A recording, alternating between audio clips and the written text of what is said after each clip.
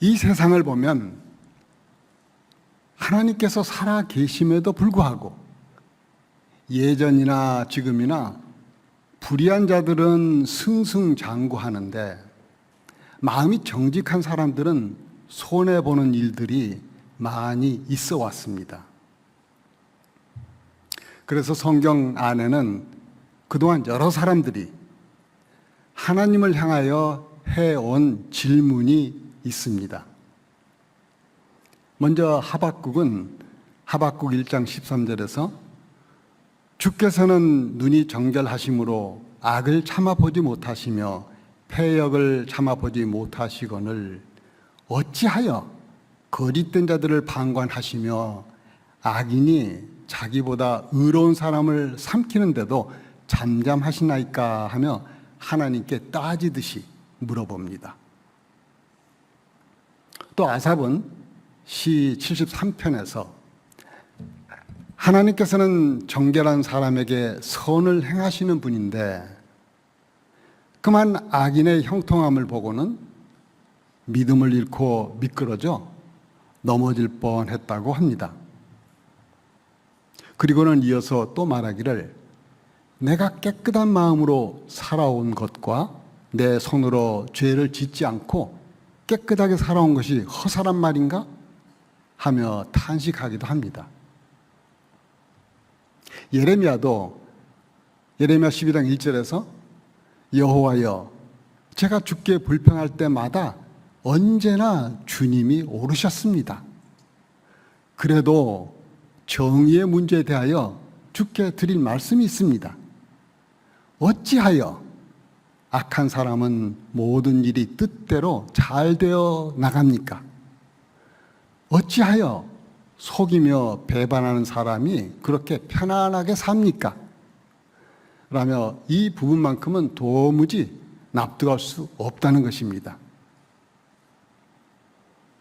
그러나 오늘 본문에서는 하나님께서 살아 계심에도 불구하고 이러한 모든 현실 세계에서의 부조리처럼 보이는 것들에 대해 하나님께서는 마침표를 찍는 결정적인 말씀을 해 주십니다. 그 결정적인 말씀은 바벨론이 마침내 심판을 받아 망하게 된다는 것입니다. 여기서 바벨론은 전에 엄청난 위용을 자랑하면서 유다를 망하게 했던 구약에 나오는 그 바벨론을 말하는 것이 아닙니다. 요한계시록이 쓰인 시대는 로마가 세계를 지배하면서 기독교인들을 심하게 박해했던 때이므로 당시 그리스도인들은 조상들을 박해했던 구약에 나오는 바벨론을 떠올리면서 지금 박해하는 로마를 상징적으로 바벨론이라 말하는 것입니다. 계시록 17장을 보면 많은 물 위에 앉은 큰 음녀는 큰 성 바벨론인데 이것은 로마를 의미하며 많은 물은 로마가 지배하던 많은 나라를 의미합니다. 또 음행을 주도하는 큰 음녀는 만국에 진노의 포도주를 먹이던 자로 땅의 음녀들과 가증한 것들의 어미라고 했습니다. 그래서 세상 모든 사람들이 음란의 독주에 취하고 세상 왕들이 그녀 곧 바벨론과 더불어 음란한 죄를 지었다 합니다. 그 당시 로마 제국은 모든 나라들을 지배하면서 사치와 타락한 문화로 많은 나라에 악한 영향을 끼치고 있었습니다. 그뿐 아니라 하나님의 백성을 박해하는 점에서 구약의 바벨론과 마찬가지였습니다. 오늘 말씀은 이 바벨론이 멸망으로 끝난다는 것을 말씀하시는데 그래서 그 화려했던 환락의 도시는 무너지면서 그 결과는 이제 귀신의 처소와 각종 더러운 영이 모이는 곳과 각종 더럽고 가증한 새들이 모이는 곳이 되었다라고 합니다. 또 세상 장사꾼들도 그녀의 사치의 세력에 힘입어 큰 부를 누리고 있는 까닭에 악의 근원인 바벨론과 함께 멸망하게 됩니다. 그리고 오늘 본문 4절을 보면 또 내가 들으니 하늘로부터 다른 음성이 나서 이르되 내 백성아 거기서 나와 그의 죄에 참여하지 말고 그가 받을 재앙들을 받지 말라는 음성을 요한이 들었습니다. 하나님께서는 이 4절에 매우 중요한 말씀을 성도들이 꼭 듣고 순종하기를 원하십니다. 그러므로 우리 모두도 귀를 열고 하나님의 이 음성을 듣고 순종하시기를 바랍니다. 그러면 어떠한 상황 속에서도 우리는 주 안에서 평강을 얻을 수 있을 것입니다. 이제 5절에서 바벨론의 죄는 하늘에 사무쳤다고 했는데 이것은 오랫동안 그들의 죄가 쌓여 하늘에 닿을 때까지 하나님께서 오래 참으셨다는 것입니다. 그러나 이제는 그의 불의한 일과 죄악을 기억하시고 반드시 심판하시겠다는 것입니다. 본래 하나님은 하나님의 백성의 악행을 사하시고 다시는 그 죄를 기억지 않으신다고 하셨는데 끝까지 회개하지 않는 악인들의 죄는 반드시 기억하시고 심판하십니다. 그 심판의 내용은 그가 준 그대로 그에게 주고 그의 행위대로 갑절을 갚아주고 그가 섞은 잔에도 갑절이나 섞어 그에게 주라 하십니다. 이렇게 심판하시는 이유는 그가 얼마나 자기를 영화롭게 하였으며 사치하였던지 그래서 그만큼 고통과 애통함으로 갚아주라고 하시는 것입니다. 그러나 큰 성 바벨론 또는 음녀라고도 하는 그가 마음에 말하기를 나는 여왕으로 앉은 자요 과부가 아니라 결단코 애통함을 당하지 아니하리라 했지만 이러한 바벨론의 운명을 8절에서 보면 그러므로 하루 동안에 그 재앙들이 이르리니 곧 사망과 애통함과 흉년이라 그가 또한 불에 살라지리니 그를 심판하시는 주 하나님은 강하신 자이심이라 했습니다. 그렇습니다. 세상 권력과 문화의 절정을 이루며 세상 만국에 영향력을 끼치며 영원할 것 같았던 이 바벨론이 하루 동안에 무너진 것은 강하신 하나님께서 심판하시기 때문입니다. 그런데 로마뿐이겠습니까?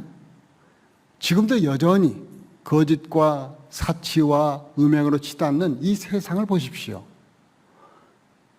이 세상도 결국 무너집니다. 무너질 수밖에 없는 바벨론의 뿌리는 바벨탑을 쌓는 인간의 교만에 두고 있습니다. 창세기 11장 4절을 보면 또 말하되 자 성읍과 탑을 건설하여 그 탑 꼭대기를 하늘에 닿게 하여 우리 이름을 내고 온 지면에 흩어짐을 면하자 합니다. 본래 하나님의 이름을 높이고 경외하며 그 말씀에 순종하는 것이 사람의 본분인데 하나님이 아닌 사람의 이름을 높이자는 의도로 탑을 쌓았고 또 흩어짐을 면하자 했는데 이것은 땅에 충만하라는 하나님의 명령을 거역하는 일이었습니다.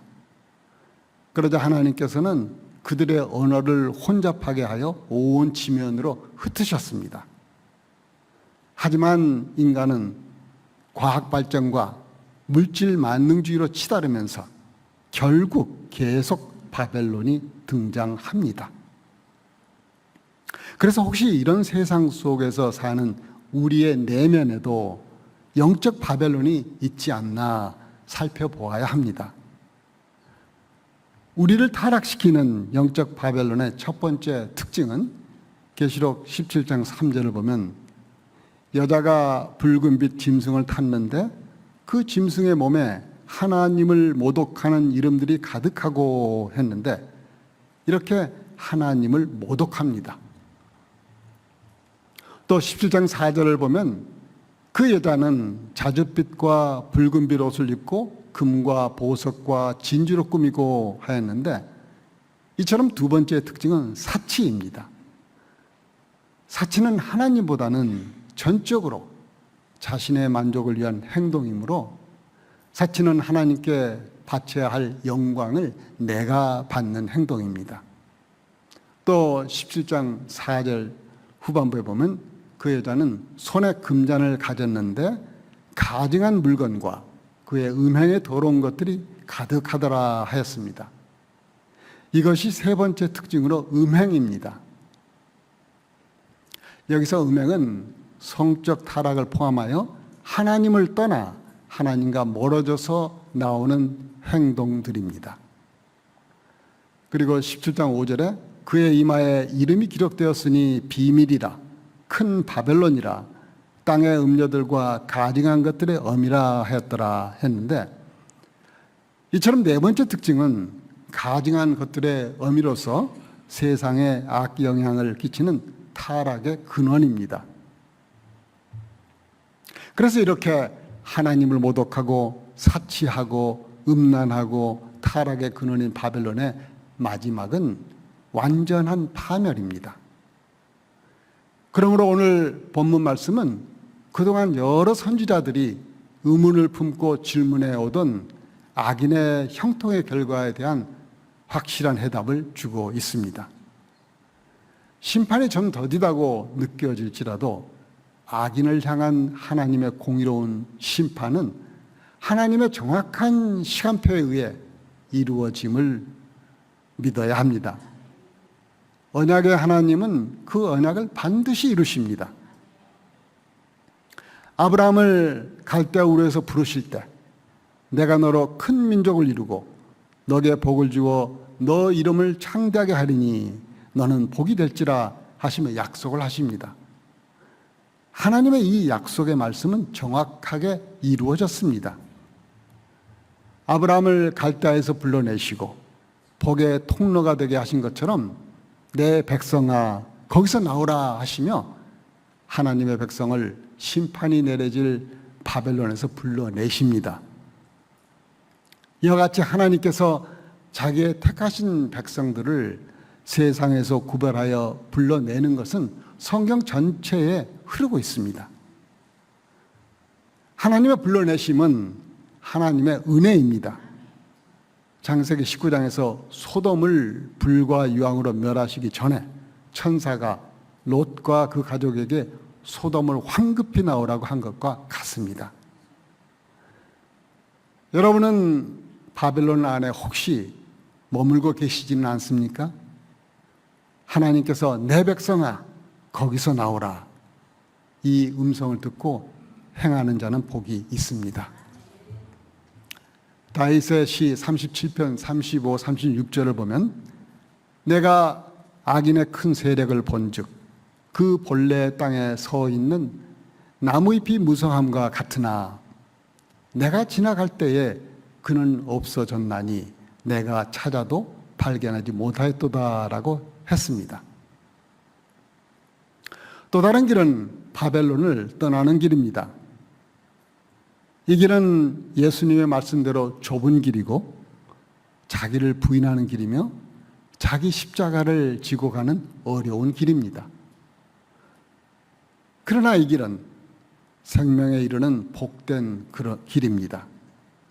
그러므로 인내하며 믿음으로 신앙을 끝까지 지켜나가야 합니다. 바로 이 길을 가다가 힘들어서 하나님께 왜 악인은 형통하는데 의인은 고난이 많고 힘들게 하십니까? 라고 질문했던 바로 그 사람들이 갔던 길입니다. 이제 선택은 우리의 몫입니다. 하나님의 말씀을 따를 것인가? 아니면 내 뜻대로 살다가 영원한 심판을 받을 것인가? 우리는 선택해야 합니다. 그러므로 우리는 지금 오늘 바벨론을 구체적으로 분별하며 살아야겠습니다. 그것은 돈이면 무엇이든지 다 해결할 수 있다는 물질 만능주의, 자신의 유익만을 생각하는 자기 중심주의, 성적 타락을 조장하는 미디어, 신앙을 조롱하는 문화, 성공지상주의 등이 오늘날의 바벨론입니다. 그러면 바벨론을 떠난다는 것은 무엇입니까? 첫째는 삶의 우선순위를 하나님 나라에 두고 세상 사람보다 더 부지런하게, 정직하게 살아내는 것입니다. 둘째는 세상의 조롱이나 공격 앞에서도 진리에서 물러나지 않고 인내하며 하나님 말씀을 믿고 나아가는 것입니다. 그리고 셋째는 영과 진리로 예배하며 기도를 쉬지 않는 삶입니다. 이러한 삶이 하나님 앞에서 구별된 삶을 사는 모습입니다. 그런데 바벨론에서 나오고 싶지만 혹시 불이익을 당할까 두려워 세상의 불의한 관행에 동참하거나 침묵한다면 여전히 바벨론에 남아 있는 것입니다. 그러므로 바벨론을 떠난다는 것은 단순히 어디론가 도망치는 것이 아니라 있는 그곳에서 내 중심에서 하나님 중심으로 변화하여 어떤 상황에서도 하나님 뜻대로 살겠다는 영적 결단입니다. 바울은 이러한 삶을 로마서 12장 2절에서 너희는 이 세대를 본받지 말고 오직 마음을 새롭게 함으로 변화를 받아 하나님의 선하시고 기뻐하시고 온전하신 뜻이 무엇인지 분별하도록 하라 하였습니다. 우리는 더 높아지고 더 많이 가지려 하고 더 유명해지려 하는 바벨론의 삶의 방식을 고수하는 이 세대를 본받지 말고 거기서 나와야 합니다. 만약 바벨론에 계속 머물러 있다면 바벨론의 죄에 참여하게 되고 바벨론과 함께 재앙을 받아 멸망하게 될 것입니다.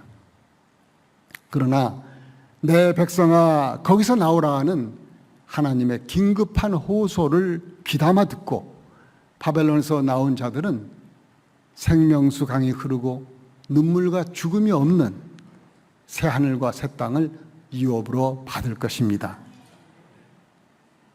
여러분은 한밤중에 자다가 화재 경보가 울리면 여러분은 어떻게 하시겠습니까? 머뭇거리시겠습니까? 바로 빠져나와야 살 수 있습니다. 사랑하는 성도 여러분, 바벨론은 불타고 무너질 것입니다. 이 세상도 그러할 것입니다. 그러므로 그 무너짐과 함께 쓰러질 것인가? 아니면 하나님 음성에 응답하여 생명의 길로 갈 것인가? 성령님의 인도하심을 받아 생명의 길로 가는 선택을 하시기를 축원합니다. 이 하나님의 호소를 마음으로부터 받아들여 복된 삶을 살아가는 우리 모두가 되기를 축원하며 말씀을 마치겠습니다. 기도하겠습니다. 하나님 아버지, 죄를 떠나도록 경고하시고 살 길을 알려주시니 감사합니다.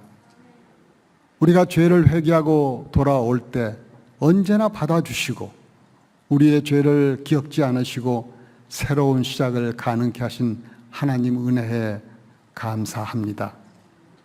우리의 목숨이 다하는 그날까지 하나님의 나라를 살아내며 자녀들에게 신앙을 온전히 계승할 수 있도록 성령님 인도하여 주시옵소서. 지금은 우리 주 예수 그리스도의 은혜와 하나님 아버지의 한없는 사랑과 성령님의 감화 감동하심이 죄의 온상이 되어 있는 바벨론을 떠나기로 결단하는 성도들에게, 그리고 이 나라 이 민족 위에 지금부터 영원토록 함께 하시기를 간절히 축원하옵나이다.